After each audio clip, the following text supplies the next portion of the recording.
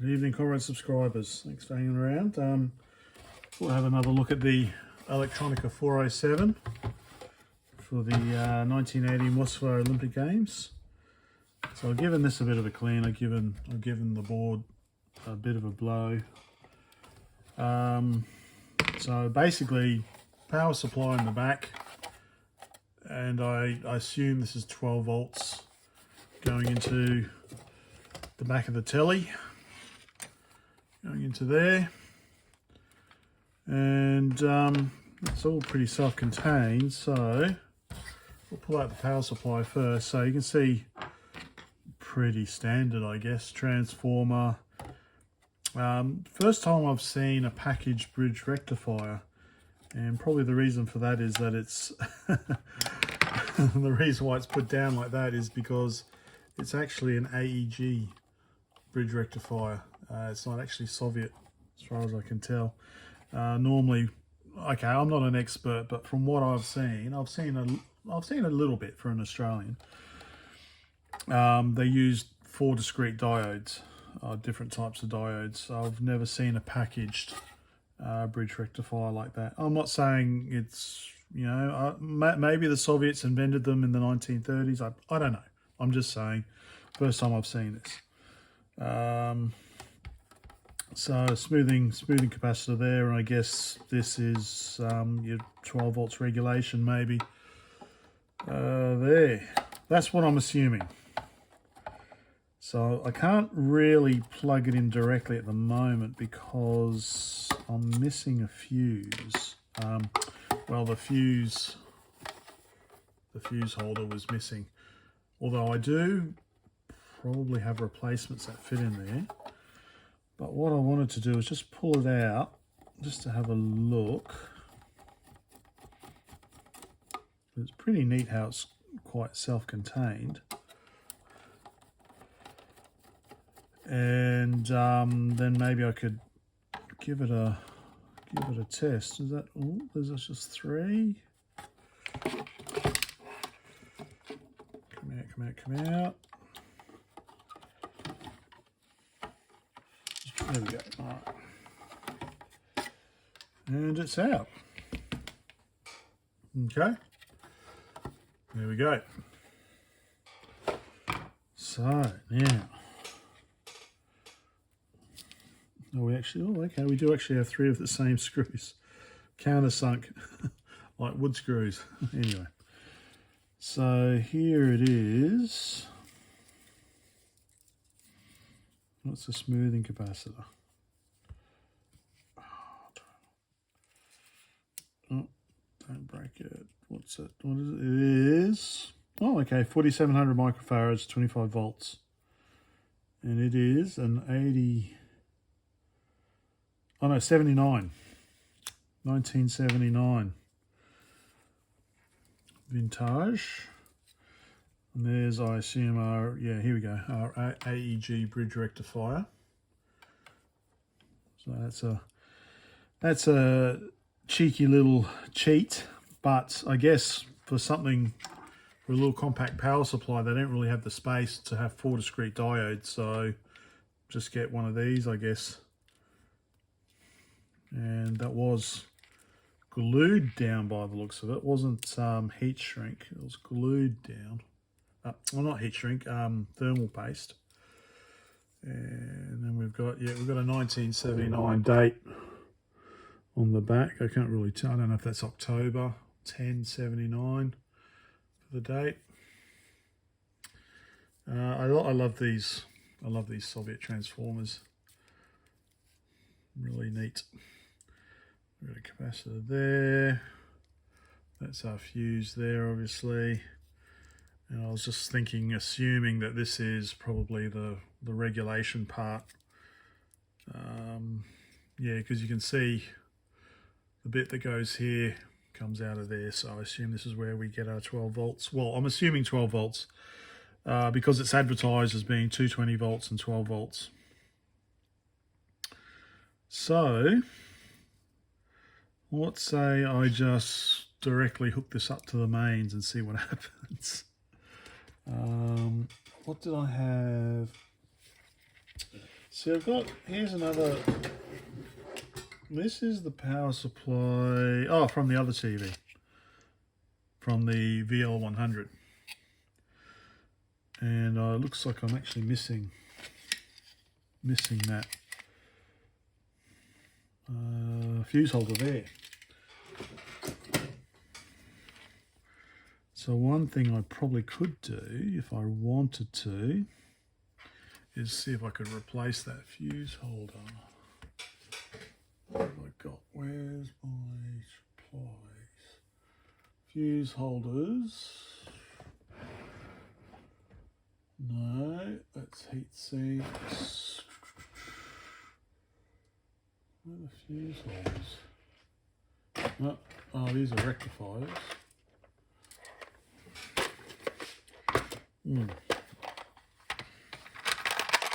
Update it. Update this one. A bit thinner. Yeah. Anyway, let's bridge rectifiers. I had some fuse holders somewhere. Oh, power bits. All right, let me have a look. Right now, unfortunately my fuse holders are a little bit too small, so won't fit in that hole. But I'm just looking, and this resistor here has got a bit of a nasty burn on it.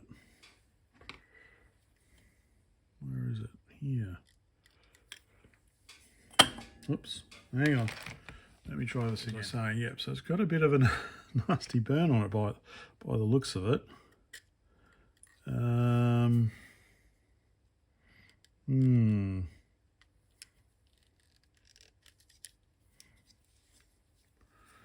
Very nasty. So, oops, sorry. Where is it there?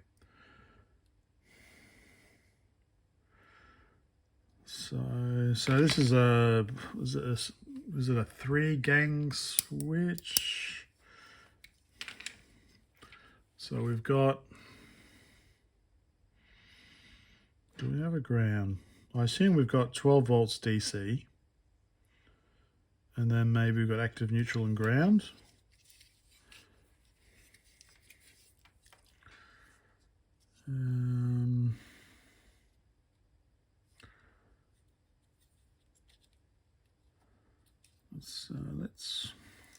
So I don't think I'm going to try and power it up tonight.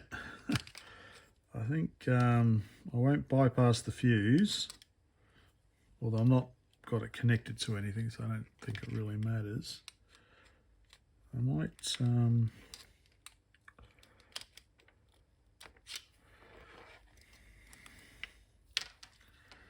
maybe pull it apart. The problem is if I pull it apart, I'm not going to probably be able to get it back together.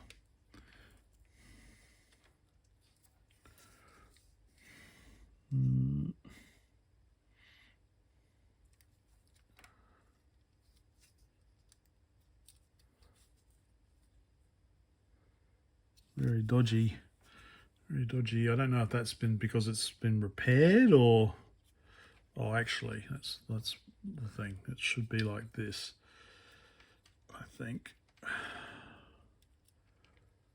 It's very kind of very dodgy wire on the fuse holder there. It's like it wants to just almost come off. I think that's probably how it's supposed to go, like that. So I just want to try and understand what these, of course I could look at the bloody schematics, couldn't I? I just want to try and understand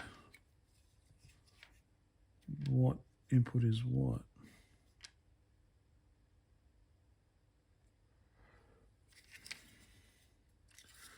So this section can be unscrewed. Is it thick enough? I'm going to have to, so lazy, get another screwdriver. Okay, I'm just unscrewing what I assume is the regulator. It's got got to hold on to the nut. So I'm using totally the wrong. Actually, will that swing out now? Let that fall down. And of course, the other thing is I could try and power the TV on. Not that there's much use because I don't have CCAM. I do have one computer with CCAM maybe. But if it does take 12 volts DC input, then I can just run 12 volts directly into it from my lab, from my bench supply. I don't have to try and electrocute myself with this. Unknown power supply of unknown provenance.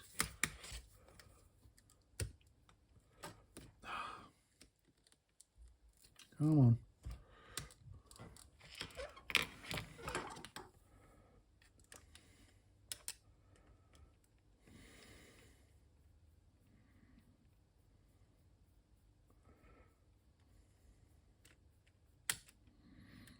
Almost done.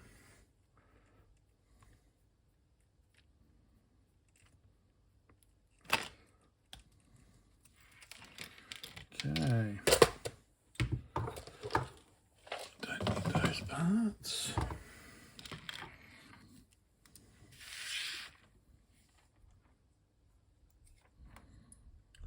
Well, that doesn't really help me much because all the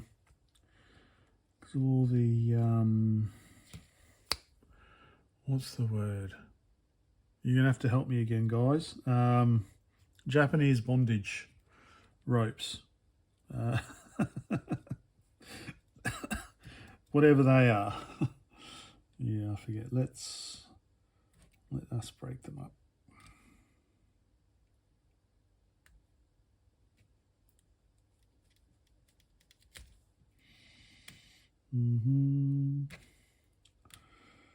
I'll just sort this out a bit. Then I think we'll just try powering on the TV, I think.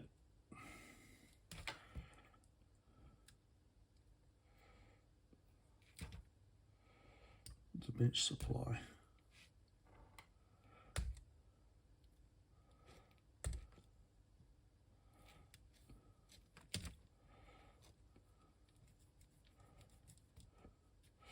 Well, I use good rope. There we go. Just unravel this puzzle a bit because I use all the same coloured wiring as well. It's a bit hard for me to tell what goes where.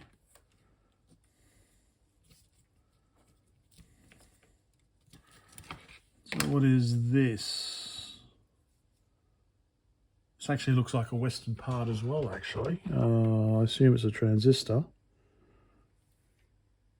Is that a Texas Instruments? 81. 23, so it's a BD242BP. So I assume it's a transistor, some sort of power transistor.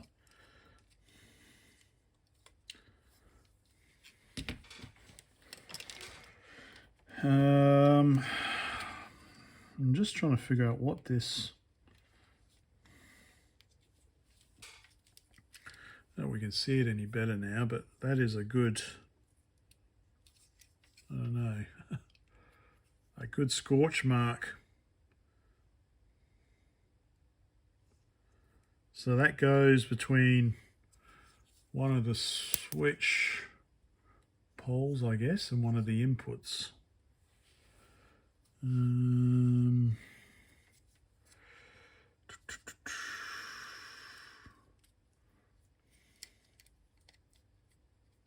So again, I'm just guessing.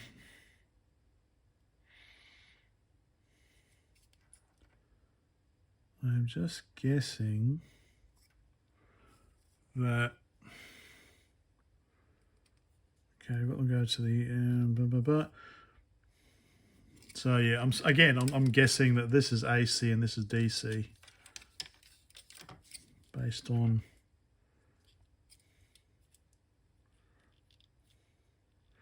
the So having said that, the DC, that goes via the fuse there, those bottom ones. Oh, anyway, all right. This is the board. I think it's seen better days.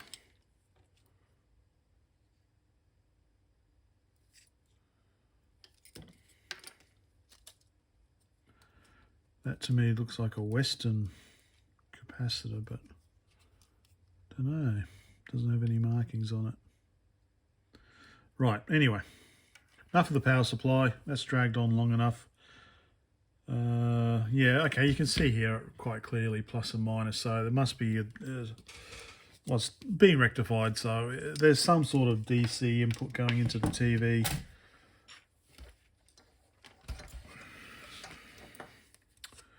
On those pins, and then this third pin here, which is connected.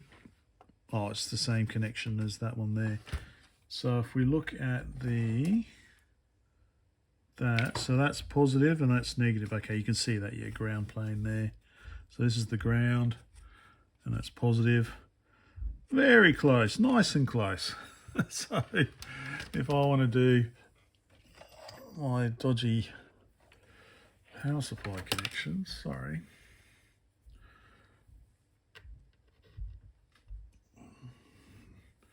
El Dojo. Where's that one there? Yeah, this is not going to end in disaster at all, is it, Brett? No, possibly. Never. Never, ever, ever.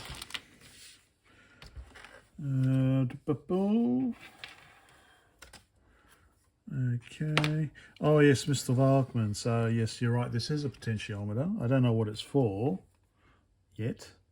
Guess we'll have a look because we already do have a brightness and contrast on here. And there's the volume. So, I don't know. What's that bit of... There's a bit of paper wedged in there. Looks like some sort of insulation. Interesting. All right, no idea what's going to happen if I power this on.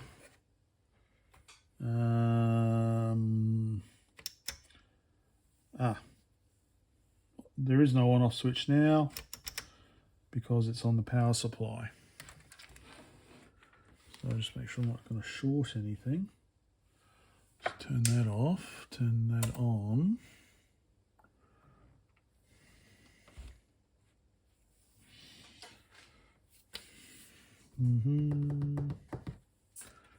Okay, channel 2, set to 3 volts. Say we want to set it to, well, I'm pretty sure it should be 12 volts. Let's start at 9 volts, see what happens. Power on. Nothing, it's drawing shit. Okay, what? Half an amp, 10 volts, 11 volts, 12 volts, drawing about 700 milliamps. Okay, we got a picture. Here we go. Whoa. Bit of the cleaning needed on the volume control there. Brightness is working. Okay, contrast, different bands, different channels, tuning. I'm not picking anything up for some reason.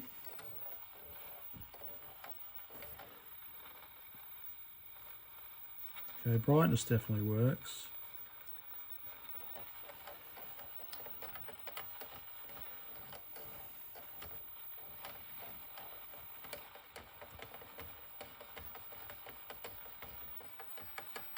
Now, having said that, it seems to be getting dimmer. Yeah, it's getting dimmer, definitely getting dimmer. And it's now drawing 1.2 amps.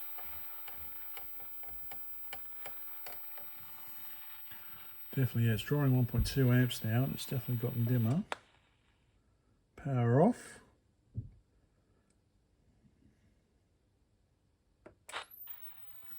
Power back on.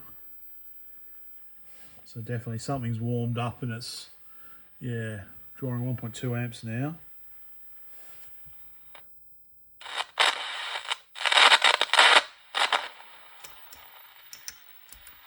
And we've got no picture at all.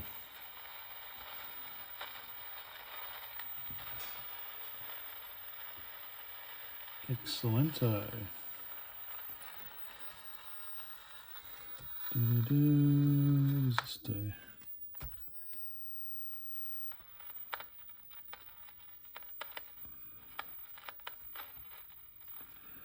Don't know.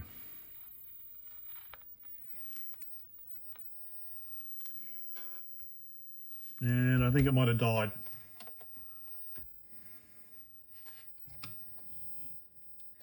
There are more controls, I thought, underneath. No. Can't really see. Can't really see anything.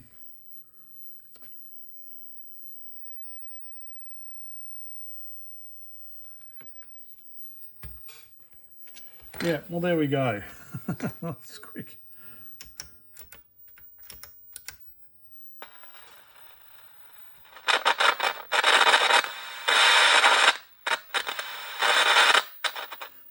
So definitely the audio stage is working. But yeah, we've definitely, oh, okay, no, brightness is back again. And we're down to 1.10 amps, 1.1 amps. Interesting.